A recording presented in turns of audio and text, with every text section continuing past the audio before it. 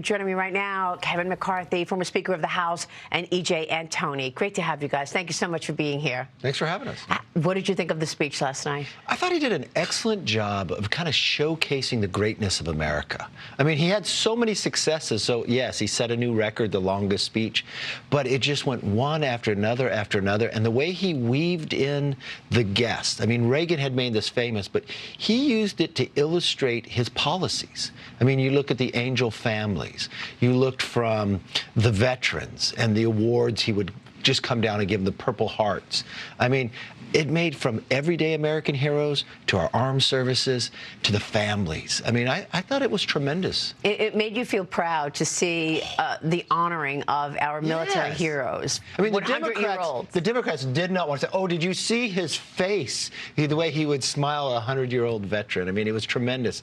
And some of those awards and some of those guests were not in his speech. So I wondered if we weren't sure they were even going to make it. Then surprise guests, bringing the uncle back from Venezuela in the prison. Surprising. That was a surprise. You're right. And EJ, of course, the economy sort of laced the speech, right? I mean, in terms of his economic wins. Your reaction? Exactly, Maria. And he, I thought, did a very good job laying out how his agenda is specifically benefiting the American people, right? All of the net job growth in the last year has gone to native-born Americans, not foreign-born workers. They've been jobs in the private sector, not the unproductive public sector. In fact, we're slashing government jobs. At the same time, everyone's wages are rising faster than prices are. So all of these things are not only wins for the American people, but I think a stark reversal from where we were the previous 4 years under Biden. Well, you're right in terms of the difference. And he compared that a couple of times.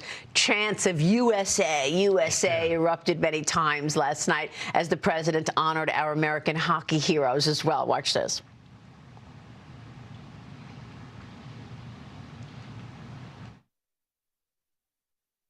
Here with us tonight is a group of winners who just made the entire nation proud. The men's gold medal Olympic hockey team. Come on in.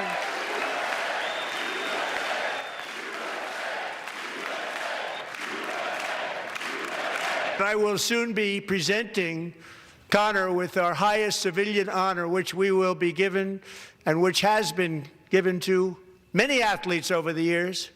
But when I say many, not too many, like 12, it's called the highest civilian honor in our country, the Presidential Medal of Freedom.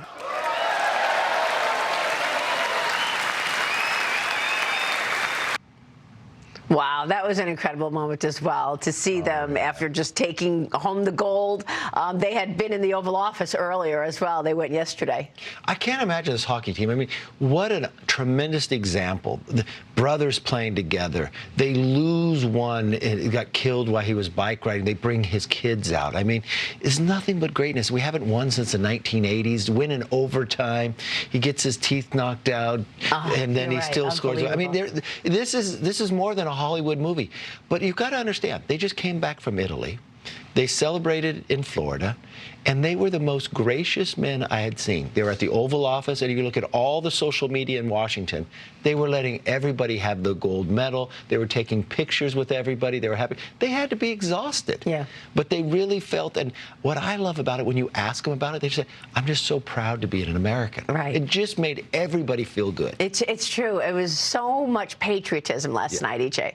Yeah, exactly, Maria. And when I echo the speaker's comments, absolutely, it was an all-American story, right? It really was a kind of storybook ending for these guys, but also for the country at large. And I think it really is amazing how, you're right, first time since the 80s that we bring home the gold. And look at all the other ways in which the president, I think, is really reinvigorating that kind of legacy of Reagan, this idea that it's morning in America again. And I don't want to underscore, the American women team did like the exact same thing, beating Canada in overtime. Amazing. It was an exceptional Olympics. It really was. But look, you sat in that seat, Speaker. I mean, you were behind the president in past State of the Union. So how did it feel from that standpoint, knowing that you were sitting there to hear what the Democrats were saying during all of this patriotism? That's the thing people don't understand when they're watching from home. You can see everything from that position, but you can hear. And they will heckle you, but the audience at home doesn't hear it, but you hear it when you're talking because they try to disrupt you. And I watched a few of them, Omar and others, literally just yelling at the president. But he did not pause. He just went straight through it. And I was very embarrassed by the number of Democrats who missed it. To me, that was a lack of leadership. Look, I sat directly behind where I had Kamala Harris next to me and Joe Biden in front of me.